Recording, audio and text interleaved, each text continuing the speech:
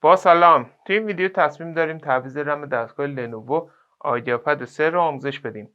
برای این کار دستگاهمون باید خاموش باشه و باتریمون از دستگاه خارج کنیم. در صورتی که باتری رو دستگاهمون باشه، برق داخل مادربردمون وجود داره و ممکنه به دستگاهمون آسیب برسونه. خب برای این کار دستگاهمون رو برمیگردونیم و شروع میکنیم به باز کردن پیچای قاب کف دستگاهمون. موقع باز کردن پیچام به اونا دقت کنین، چون پیچ کوتاه و بلند زیاد داره و اگر موقع بستن اونا رو اشتباه ببندید ممکنه که قاب سی دستگاهمون رو سوراخ کنه.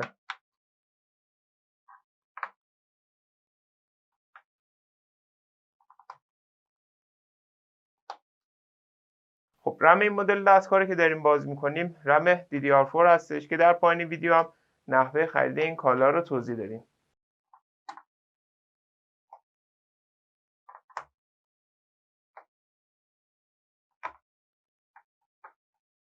خب بعد باز کردن پیچا با استفاده از ابزار شروع میکنیم به باز کردن قاب کف دستگاه. موقع باز کردن قاب فشار بیش از حد ندین، چون ممکنه قابای دستگاهمون بشکنه و اگر دیدین که قاب دستگاهمون ترک یا شکستگی داره مراقب باز شدن قابمون باشیم، چون ممکنه ترک یا شکستگی قابمون بیشتر بشه و اگر این اتفاق افتاد میتونید مدل قاب دستگاه رو تو گوگل سرچ کنید. مثلا مدل قاب همین دستگاه، قاب دی لنوو آیدیاپد 3، این کالا رو سرچ کنید، اونو تهیه کنید و ازش استفاده کنید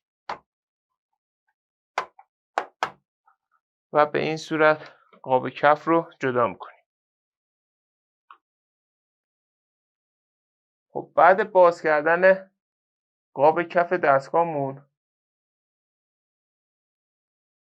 رم ما در این قسمت قرار داره که قبل باز کردن رم ابتدا سوکت باتری رو از مادربرد جدا میکنیم به این صورت و با استفاده از ابزار این درپوش فلزی رو جدا میکنیم به این صورت و با فشار دست زبونای رم رو آزاد میکنیم و رم رو از دستگاه خارج میکنیم. برای جا زدن دوباره رم اونو داخل شیار قرار میدیم و اونو به سمت پایین فشار میدیم به این صورت. ما الان میتونیم رم جدیدمون رو جایگزین کنیم.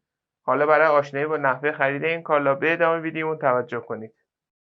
برای خرید این کالا میتونید به آدرس www.iranfso.com مراجعه کنید و یا عبارت کامپیوتر افق رو به صورت فارسی در مرورگرتون جستجو کنید.